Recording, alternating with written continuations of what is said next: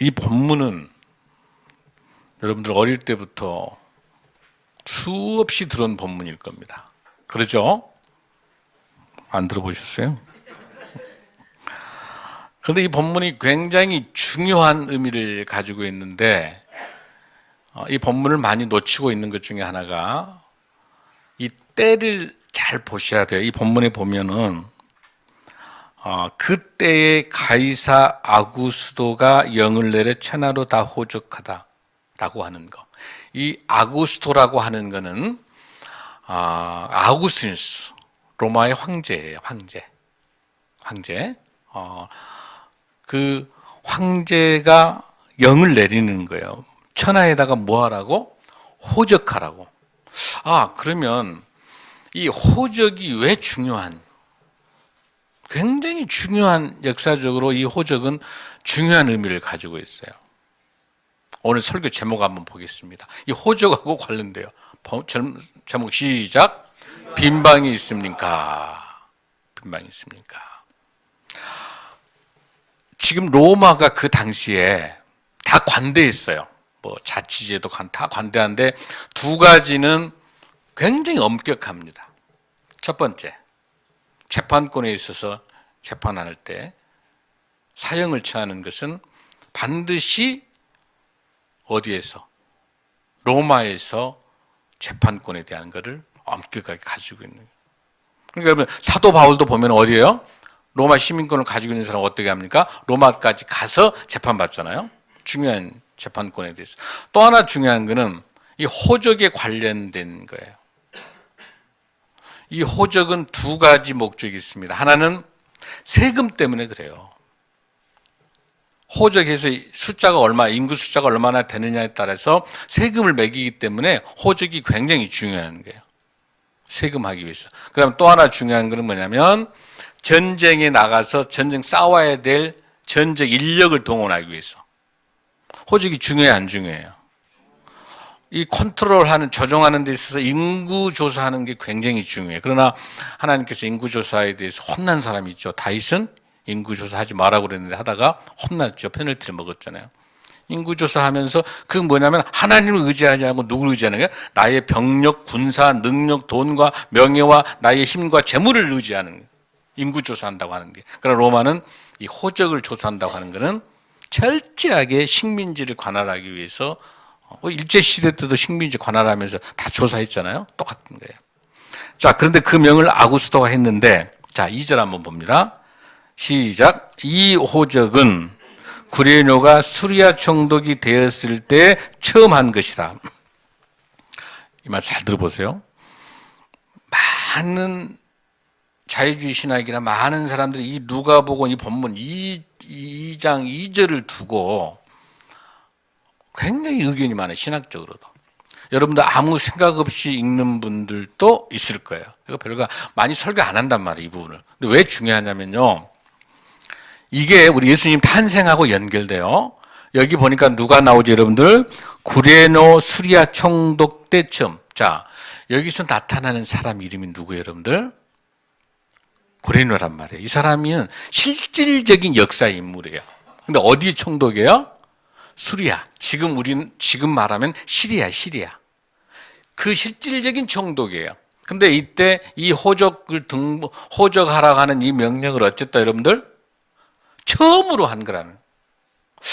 그런데 실질적으로 세계사 역사에 들어가면 이 구레노가 총독됐던 데가 언제냐면요.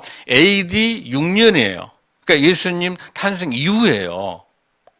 근데 이상한 게 뭐냐면 호적을 AD 6세기 한 게 아니라 처음 했던 호적 명령은 언제 했냐면 BC 4세기예요. 그러니까 엄밀히 말하면 예수님이 탄생하는 것이 BC, AD로 나누는 영도가 맞아야 안 맞아? 안 맞는 거예요. 예수님 탄생이 훨씬 BC 4세기로 넘어가는 거예요. BC 4년으로. 왜냐하면 그 당시에 유아들을 명령을 내려서 다 죽인단 말이에요. 헤롯이. 그러니까 헤롯 죽은 이후에 이제 호적을 하라고 하는 명령이기 때문에 첫 번째 명령이니까 여기 본문에 나타나는 이 호적을 명령했던 구레노 이 총독이라는 이 단어가 헤게모니아라는 이 단어가 총독으로 번역될 게 아니라 여기는 재판관이에요. 그러니까 집정관이에요.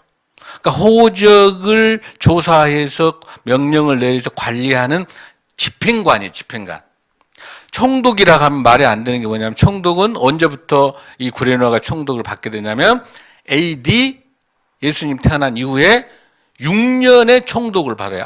그러니까 구레노라는 사람이 이 호적을 첫 번째, 두 번째 했는데 첫 번째 명령을 내릴 때는 총독으로 내린 게 아니라 뭐 할 때? 집행관으로 내렸다는 거예요.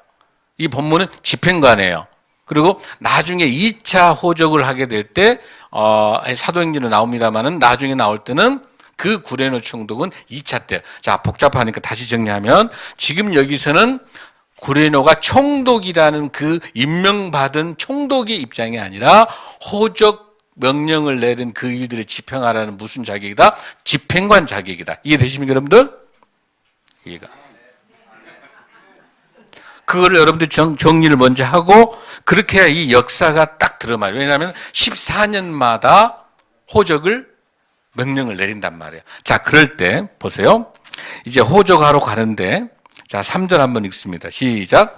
모든 사람이 호적하러 각각 고향으로 돌아가며 요셉도 다윗의 집 족속이므로 갈릴리 나사렛 동네에서 유대를 향하여 베들레헴이라 하는 다윗의 동네로 약혼한 마리암 호적 올라가니라.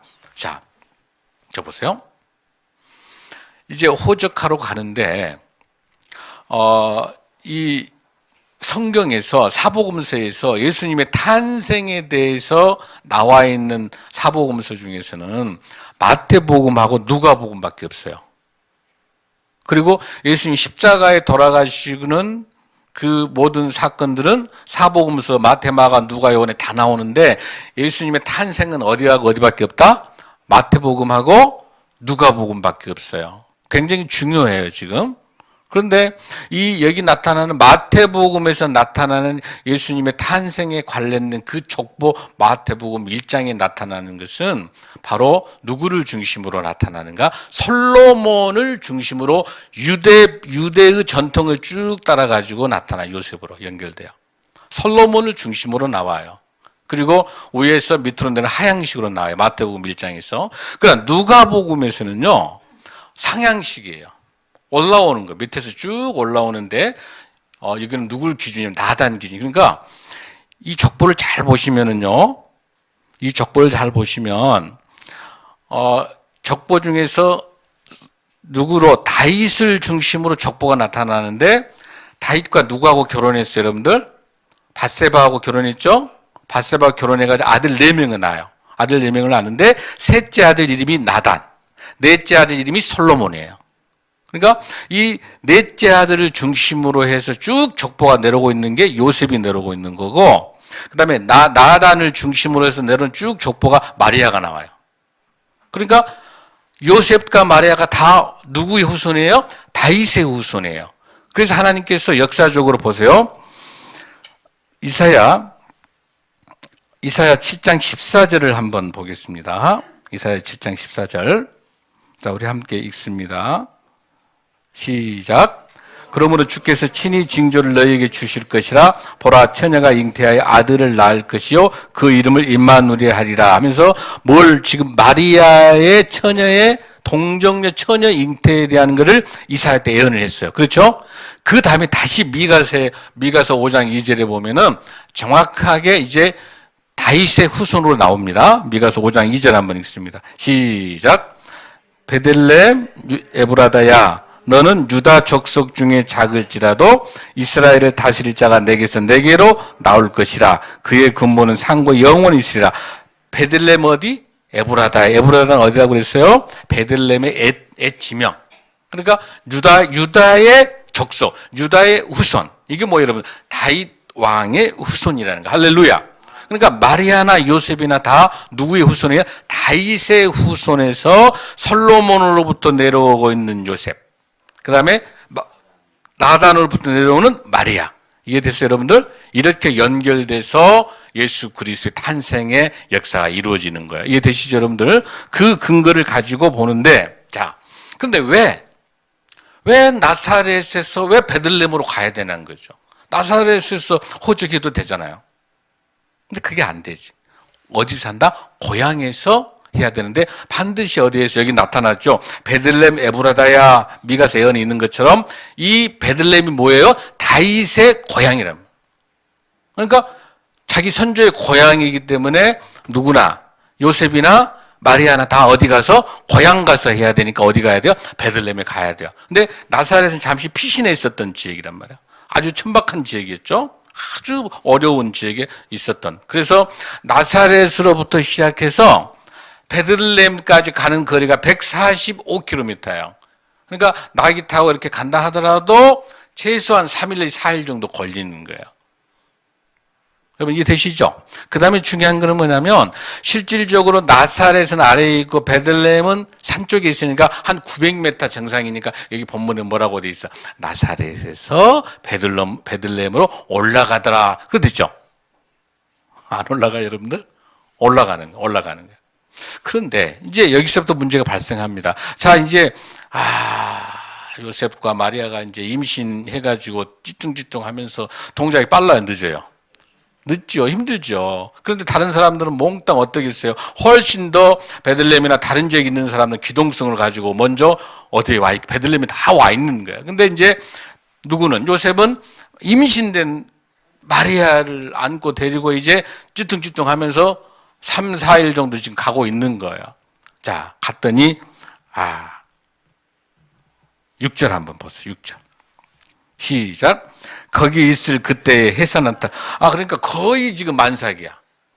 그러니까 지금 기동성이 있어요, 없어요? 없어. 상상해 보세요. 지금 임신 배가 이만큼 이렇게, 그러니까 그런 상황인데 보세요. 7절 한번 읽습니다. 시작. 첫 아들을 낳아 강보로 싸서 구유에 뉘었으니 이는 여관에 있을 것이 없음이래라. 전 이 말씀 준비하면서 재밌는 생각이 나요. 아니, 지금 같으면 핸드폰도 있고 전화도 있어가지고 예약할 수 있잖아, 여관. 그러잖아. 근데 그 당시는 방법이 없고 편지는 쓸 수 있었어요. 그러니까 내가 보는 요셉도 나는 큰 위로를 받아. 완벽한 남자가 아니었던 것 같아.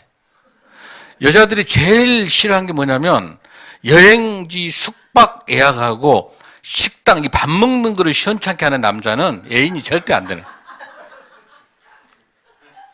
나는 얼마 전에 미국의 민혁이 이제 졸업 때문에 시애틀 쪽, 뉴욕 쪽에 하는데 민혁이가 기가 막히게 숙소와 에어비 뭐라죠 그거? 아주 싼 거 있잖아요. 아주 싼 거 해가지고 식사할 수 있는 게 했더라고, 예약을. 그래서 내가 참 칭찬을 많이 했는데 조금 마음에 안 드는 거 있긴 있어요. 좀 시원찮은 게 하나 있었어. 시원찮은 게. 다행이지, 아빠니까. 만약 여자친구였으면 문제 있는 거야, 이거는. 그러니까 특히 더더욱이나 임신되어 있는 아내가 쉬어야 될 여관방을 예약도 안 해놓고 그 다음에 띠뚱띠뚱 가는 거예요. 동작도 늦은 데다가. 그러니까 지금으로 말하면 이 여관이라고 하는 것은 말이 여관이지, 까툴라마라고 하는 이 단어의 헬라어는 무슨 뜻이냐면 짐승들이 먹이가 있는 그런 통이에요. 그러니까 그 당시 여러분 말은 그 당시 말이 아니었을 것 같아. 낙이지, 낙이통, 먹이통이란 말이야. 거기서 우리 예수님이 태어날 수밖에 없게 돼 있는. 그런데 지금으로 말하면 어떻게 볼 수 있어요? 지금으로 말하면 거기가 어디냐면 주차장이야, 주차장. 그리고 그 말 구유가 뭐예요? 공구가 들어있는 공구통이에요, 공구통. 상상 한번 해보세요. 지금 말이 여관이지 그것이 뭐예요? 주차장이고 또 그것이 뭐예요? 공구가 가득 들어있는 냄새, 기름 냄새가 쩔쩔 나는 그런 곳이에요. 그런 곳에서 우리 예수님이 태어난. 거기 얼마나 많은 사람들이 그 많은 유대인들이 신앙을 좀 바리새인 서기관들 포함해서 얼마나 많은 신앙인이 있어요. 메시아 예수님 오신다. 예수 그리스도 기름 부은 메시아가 오신다라고 이사야에서 미가에서 다 예언했기 때문에 다 알고 있을 거 아니에요. 그러나 한 명도 문을 열어주지 않는 거야. 요셉이 가만히 있었겠어요, 여러분들? 임신한 마리아를 좋은 데다가 애를 낳게 해야 되니까 문 뜯은 거야. 빈 방이 있습니까? 없어요. 있으니까 조금만 어떻게 좀 우리 마리아 같이 임신. 나도 배가 고파. 계속 문을 뚫었을 것 같아. 근데 전부 노. 빈 방이 하나도 없는 거야. 왜? 메시아를 간절히 사모하고 기다리고 있었잖아요. 간절히 메시아를 사모하는 유대인들이잖아요. 신앙이 좋다는 사람이잖아요. 그러면서도 자기 방은 내주지 않는. 자기 방은 내주지 않는. 여기서 두 가지가 있습니다. 예수님께서 어떻게 오셨는지, 예수님이 어떻게 오셨는지 하고 예수님이 무엇 때문에 오셨는지라고 하는 방법과 목적을 봐야 돼요. 예수님이 오시는 이 모습이 얼마나 중요한지. 1977년도에 실질적으로 있었던 일이에요. 그 가이드포스트에 안내된 건데 어느 날 주일학교에서 연극을 하게 돼요. 연극. 근데 전부 다 우리 학생들이 어떻게 다 요셉 하려고 그러고 다 마리아 하려는 게 서로 난리가 막 경쟁이 막 10대 20대 이랬네. 근데 여관방 주인은 아무도 안 하려고 그래. 악역이잖아요, 여관방. 그러니까 거기에 이제 윌리라고 하는 우리 소년이 선생님 아무도 안 하려고 하니까 제가 하겠습니다. 윌리가 맞다. 근데 윌리는 조금 전응아예요. 조금 이렇게 이제 잘 연극을 합니다. 지금 요셉이 쭈뚱쭈뚱하고 뭐 마리아 해가지고 했는데 이제 누구 대사 차례가 오고 있나? 윌리의 대사 차례가 온 거야. 이제 요셉과 마리아가 문을 두드린 거야 계속. 근데 원래 각본에 뭐가 있어요? 방이 없습니다. 각본이잖아요. 각본에. 그런데 계속 요셉 마리아가 문을 두드리니까 이 윌리가 대사를 깜빡 잊어버리고 방 있습니까? 방 있습니다. 그 연극이 돼야 안 돼요? 연극이 안 돼버리는 거잖아요, 여러분들. 방이 없어야 연극이 되는 건데. 그러면서 이 윌리가 뭐라고 하냐면, 그리고 난리가 난 거지. 연극이 울음바다로 끝나는 거죠. 처음에는 웃음바다인데. 윌리가 뭐라고 고백을 하냐면, 이렇게 말해요. 하나님, 용서해 주세요. 내가 연극을 망쳐놨어요.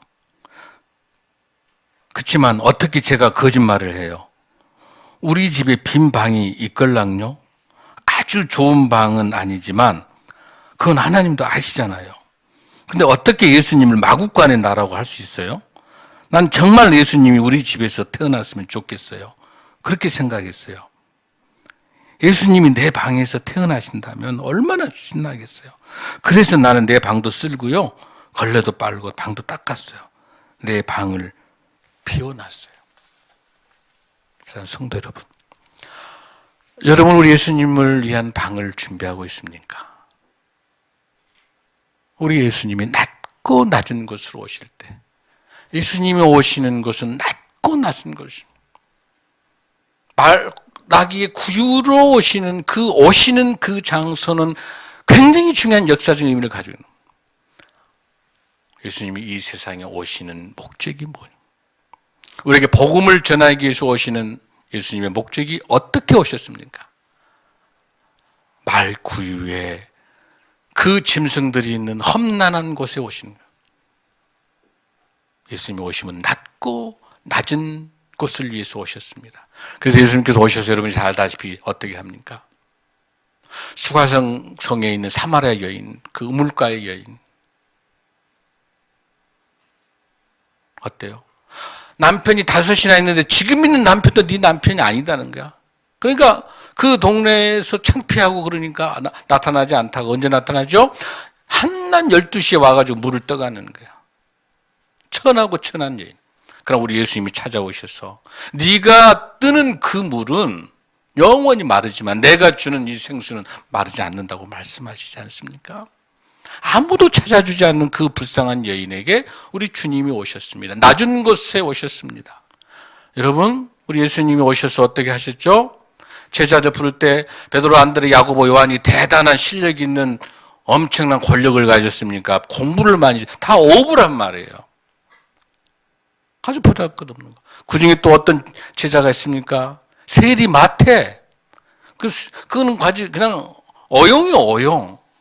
국가 배반자죠. 로마에 빌어붙어서 많은 세금을 떼먹는 사람. 그런 세상에서 다 버리고 다 포기했던, 아무도 찾아주지 않는 가장 낮고 낮은 천한 곳에 오셔서 그런 천하고 보잘것없는 많은 제자들과 많은 이웃들. 그것만 있습니까, 여러분들? 가늠한 여인을 찾아와서 뭐라고 그럽니까, 주님께서? 서기관 바리새인들이 예수님을 모욕시키고 구속시키기 위해서 할 때 뭐라고 합니까? 너희 중에 죄 없는 자가 돌로 차라. 가늠한 여인, 장녀, 세리, 문둥병자, 바보, 귀신 들린 자, 이 세상의 낮고 낮은 곳에서 가장 불쌍한, 고아와 과부와 나그네와 거리면 가장 불쌍한 갈릴리. 그러기 위해서 우리 주님이 오신 거예요. 복음은 어디가 있습니까? 복음은 가장 낮은 곳에서 주님의 복음이 있는 줄로 믿습니다. 오늘 우리 교회에 하나님의 복음이 임할 줄로 믿습니다. 이곳에 우리 주님께서 이 대한민국, 이 나라, 이 민족이 갈등과 이념과 수많은 대결들 속에서 그 어떤 것도 해답이 될 수 없습니다. 이 나라, 이 민족을 회복시키시고 이 나라를 다시 살려낼 수 있는 것은 오직 낮고 낮은 곳인 예수 그리스도의 평화의 왕만이 가능할 줄로 믿습니다. 사랑하는 성도 여러분, 여러분의 방을 내줄 수 있겠습니까? 주님께서 우리에게 묻습니다. 사랑하는 아들, 딸들아, 우리 주님이 이렇게 천하고 낮은 곳으로 오실 때 우리 윌리처럼 이런 방을 내줄 수 있는 저와 여러분이 되길 바랍니다. 특히 명절, 주님 주신 이 명절 성탄절은 오히려 코카콜라라든지 산타클로스라고 하는 거, 원래 푸른색인데 코카콜라를 통해서 빨간색으로 변신하고, 우리 크리스마스는 상업화되고, 여러분 요즘 캐롤도 요즘 들리지 않죠? 캐롤이 요즘 안 나온다. 저작권 때문에 나오지 않는다. 그러나 50, 100m 초 작은 가게나 작은 데는 무료로 사용하도록 되어 있어요. 크리스마스 캐롤도 좀 사회가 너무 각박해요. 이럴 때 우리에게 필요한 건 뭡니까, 여러분들? 우리 마음의 방, 우리 하나님께서, 우리 주님께서 이곳에 오시는 방, 그 방, 빈 방 있습니까? 라고 할 때 우리 뭐라고 답합니까? 네, 네, 네. 내가 우리 주님에게서 깨끗하게 닦아놓은 작고 예쁜 방은 아니지만, 좋은 방은 아니지만 깨끗이 닦아둔 빈 방이 있습니다 라고 답하는 저와 여러분 되길 바랍니다. 다 함께 일어나시겠습니다.